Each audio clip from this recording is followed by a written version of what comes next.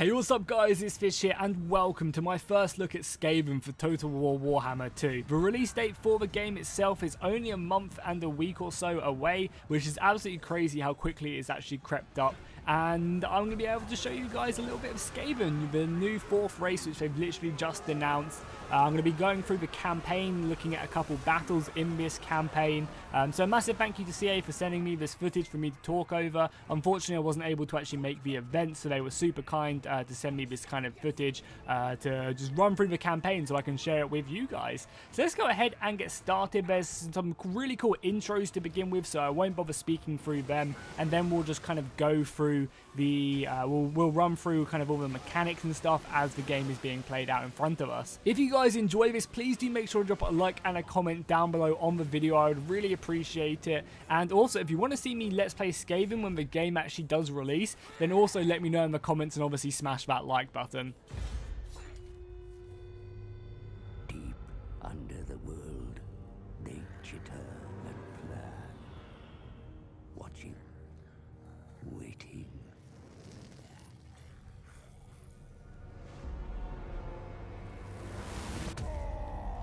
When they emerge, it is a nightmare vision. The Skaven, a ravenous horde of verminous ratmen.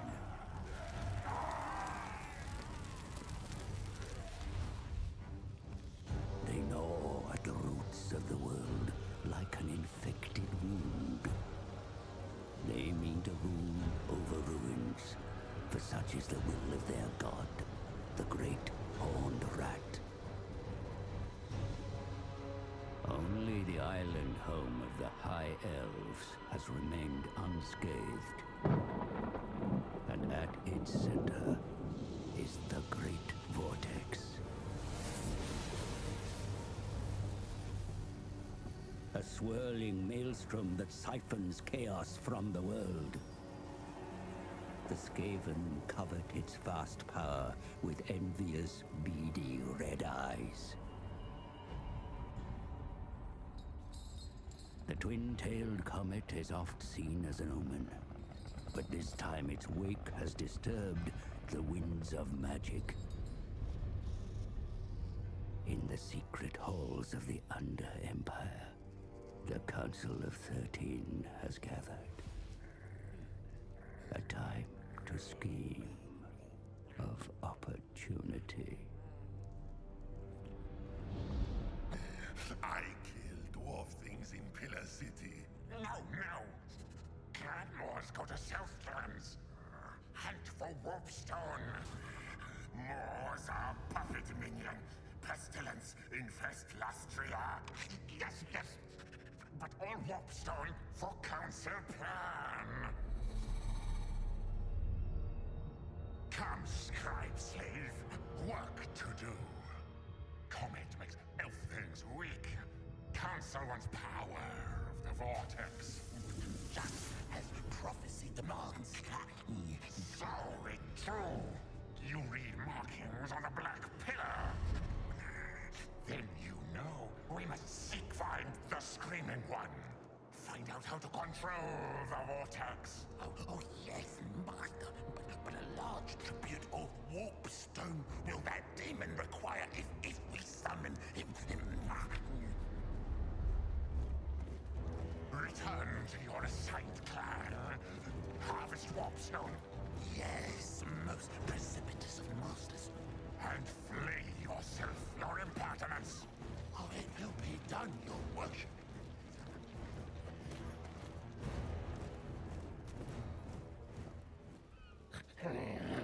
Squirt, musk of fear, vermin, for the head taker comes before you. I has mission from council itself. That how important I am. Southlands under attack from elf things.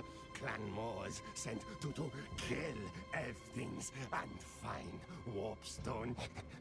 Warpstone essential. Elf things come from Sea Fortress.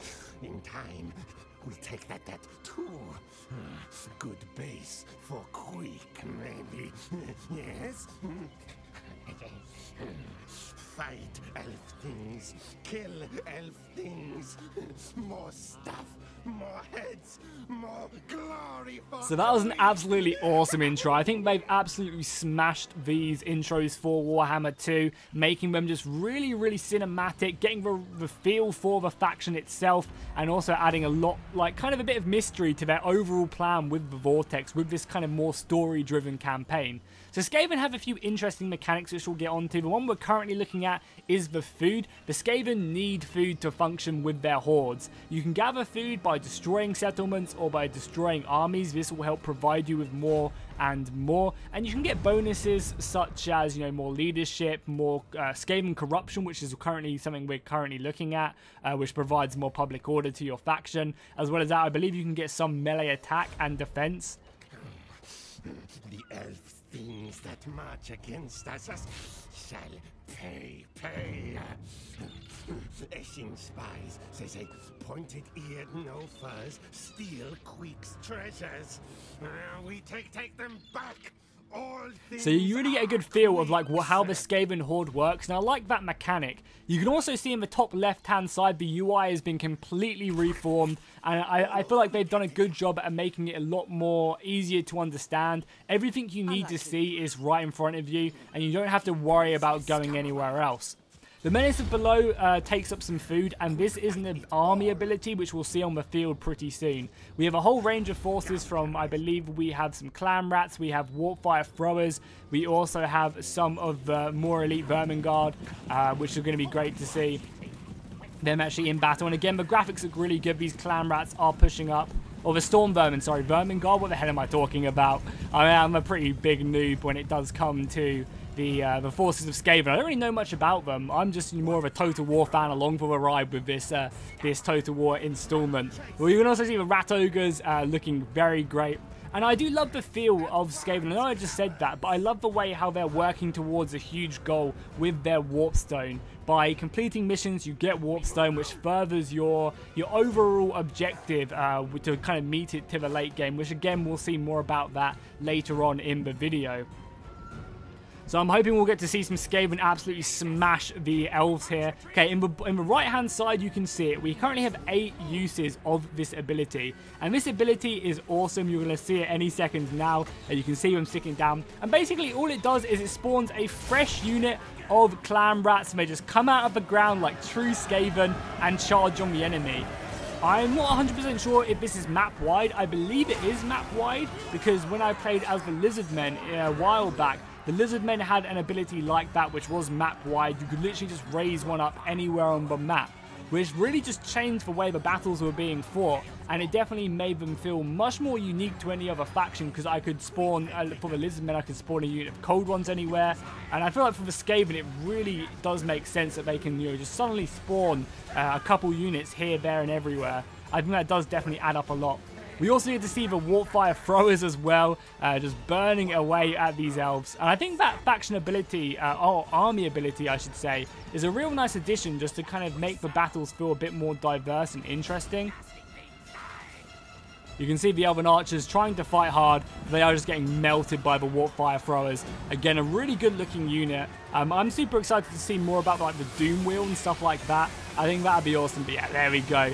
And you just see the Elven HP just melting. They're going to be routing. We also have our Skaven Legendary Lord, along with the Rat Ogres dueling away with the enemy Lord. I mean, this is going to be a pretty easy battle. We definitely are going to beat them with our Storm Vermin on the front line, and then these Rat Ogres coming into the back of the poor pointy elves. Pointy-eared elves, I should say. Yeah, you can see them making their way in, just ripping through the line. The charges in Warhammer, and the elves don't stand a chance. I do actually really enjoy how the elves fight, though. I love the way they look, how they're holding their sword, their spear and their shield. I think Creative Assembly, again, have done a great job at that. But yeah, it's going to be a pretty easy battle for the Skaven forces. They're not really going to stand a chance. The Warpfire Throwers are just going to finish off what remains of these couple units of archers.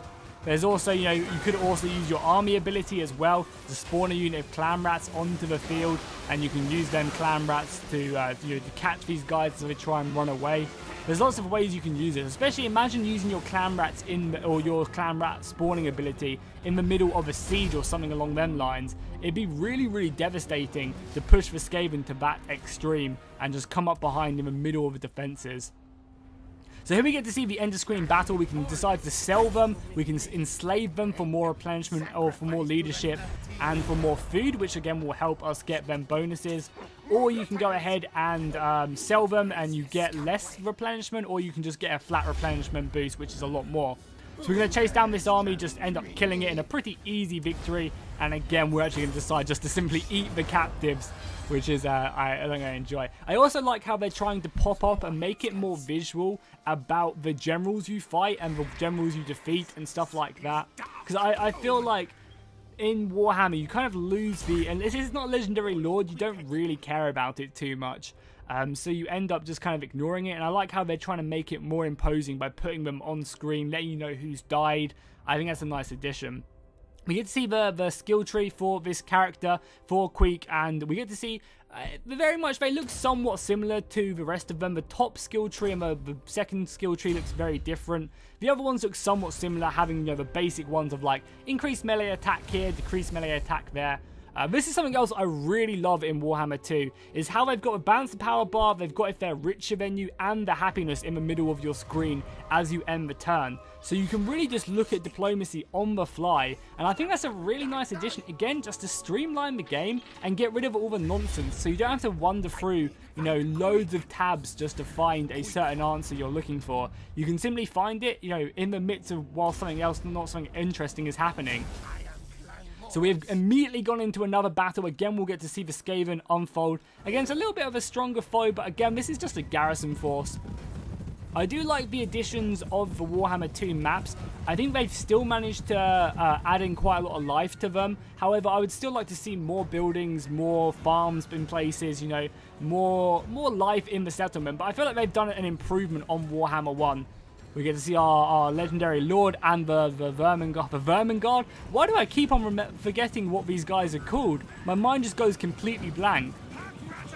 The Storm Vermin, obviously. I don't know why I forget that. I'm having trouble forgetting what the Storm Vermin are. The Elves are going to be shooting their pointy arrows at us. God, the Elves just like everything pointy, right? And we're going to be just pushing on them. I feel like that's going to be the main focus of the Skaven, is just simply to get in there with your numbers. Because if you look at the numbers themselves, Skaven have 160 soldiers in their basic units. I'm pretty sure that's the same for the clan rats as well. So because of that, there's, you know, you're going to have to use these numbers to your advantage. And especially doing stuff, these army abilities, just to catch off their archers, you know, when they're not really looking or they're busy doing something else. You know, have these ogres come flying in, spawning these clan rats into the battle themselves, just to support them. Skaven have a lot of tricky tactics up their sleeves, which they're obviously going to be abusing. I expect Skaven to be pretty annoying when you're fighting them. They'll get stuck in, and all of a sudden, their numbers will just overwhelm you.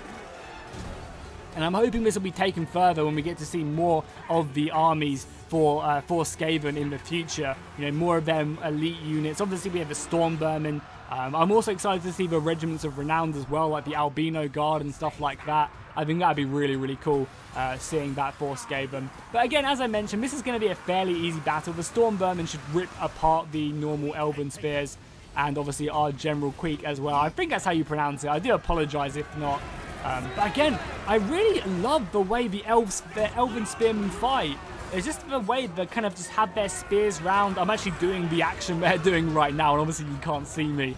But I think that's a real nice addition, and they look and feel very different to all the other factions, which I think that's exactly what Creative Assembly have been trying to focus on in this in Warhammer 2, is making all these factions feel completely different to one another. Oh, that's a beautiful flanking shot right there by the Warp Fire Throwers. They are... Oh, I feel so sorry for poor elves. That was a beautiful outflank. And again, they're going on to help their general. And just look at them melt. If they get a good flanking shot off, the elves just literally stand a chance. That's definitely going to be a unit that you're going to have to focus down straight away, whether it's with your superior artillery or missiles. Because obviously the Skaven are going to get warp lightning cannons at some point as well. So that's going to be, you know, the Skaven just look like a really powerful faction, much like they are obviously in the lore. So as another victory, they've taken this outpost. And again, they can decide what to do. This is something I really like as well. They can raise, they can sack it like everything else. But they can also spend food to upgrade the settlement. So when they occupy it, it will be a higher rank. And I think that's just so awesome that you can kind of take the advantage by spending some of your resources to keep the city at a certain rank, which is awesome. Because I believe if you're a normal faction and take a city, it'll be whatever that faction is. But obviously, whatever level that settlement is will be the one you get if you just occupy it. But with Skaven, they obviously ruin everything in their path, so they kind of have to spend a little bit of resources to get that, to keep it at a certain rank. But I think that's cool. And again, mission issues, you can see we're slowly gaining warpstone, slowly, and we have a few more objectives to move on, to move into the ruins. And again, we go back to the skill tree. Again, pretty simple skill tree additions to the Skaven. They obviously have 2 or 3 unique rows and maybe a few different skills which have changed. Oh, nice! We got on one man, Mans Mundi, or whatever he's pronounced. The Slam Priest, he's awesome. I love the Lizard Men for sure. Again, we actually have to ensure, so in other missions, again, I like as well how you're constantly getting missions given to you throughout the campaign. It helps drive it, again, in that story aspect. You can also see as well on that building we just looked at, it actually had a skill tree. It actually had a research you had to get to actually obtain some resources. Skaven also, by the looks of it, spend loyalty to gain generals. I again don't really know what that's about, but that's interesting. You actually, oh, there you go, loyalty right down there. I imagine if that loyalty goes down below a certain space, then that clan rat will, or that rat will betray you and actually go against you. We have a few more units, some clan rat spears, some normal clan rats, and some slave rats.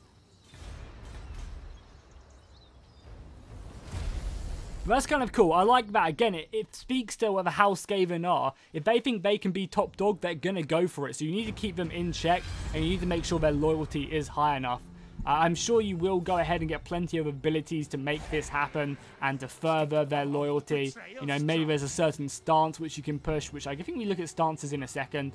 I also like the addition of plenty more buildings. You can see there's loads more buildings in Warhammer 2. In Warhammer 1, you kind of felt like there wasn't enough, but it definitely seems like there are. So cool, we're going to go look at the technology tree, and this technology tree looks huge. It looks very much, very similar to the size of the Dwarven tech tree, which was by far the biggest in Warhammer 1. So that's awesome. There'll be lots of unlocks through buildings, and here we go. This is like the schemes which we're working towards. I believe you have to continue just to push down this tree in the top, and it furthers it. Yeah, right here. You have to get a certain amount of warpstone when you can do certain things, and I really like that further. It's kind of taken from a Britannia campaign. It just kind of furthers your objectives throughout the entire move. We can see more Skaven down there, as well as some High Elves and Lizard Men. Oh, this is Skaven right here. And there's obviously something to do with a Vortex on top of that as well.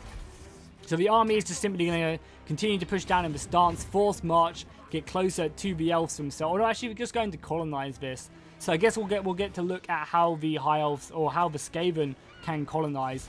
Again, with another end turn. And I think you can actually change your camera settings on the fly up there as well, whilst you're ending the turn, whether you want to speed it up or if you want to look at enemy moves or anything along them lines.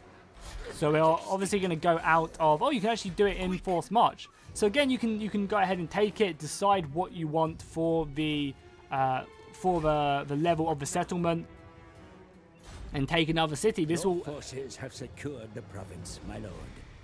Any contesting claim to this territory has been eliminated. Now that your rule is unquestioned, you may consider issuing a commandment to rouse the populace so that they may better serve your ends. So he was basically telling us to do an edict now in the rest of the city, which we'll take a look at. So we have one which does growth construction, recruitment cost, and lord, enemy, chance and ambush, or, you know, more Skaven corruption and public order. So probably the Skaven public order is one I would pick, and that is the one they're going for as well. Then finally, we have a look at the Fell. This is kind of like to encourage you to go into the sea. If you move lords out here and go and capture these guys, they're going to give you bonuses, which again kind of encourages you to maybe take a longer route as you're traveling over the sea. There we have it. That is going to be all the campaign footage I have for you guys today. Hopefully you enjoyed it. If you did, make sure to drop a like and a comment. Let me know what your favorite feature of Skaven was down below. I think they've done some really nice additions to the Skaven forces, adding in, you know, different mechanics for how they work, how their generals work. I really like the loyalty mechanic, how you have to keep the Skaven generals on side, otherwise they're just going to betray you and go against you, and maybe another clan will rise. I think that's really cool, and again, I love the more story-driven focus which has been put on Warhammer 2. I think that's absolutely awesome. So as I said, make sure to drop a like and a comment down below if you enjoyed. Let me know your favourite feature in the comments down below, and also let me know your favourite unit you saw in this battle. I think mine has to be them Warp Fire Throwers. Holy crap, did they do some damage, and I'll see you guys in the next one.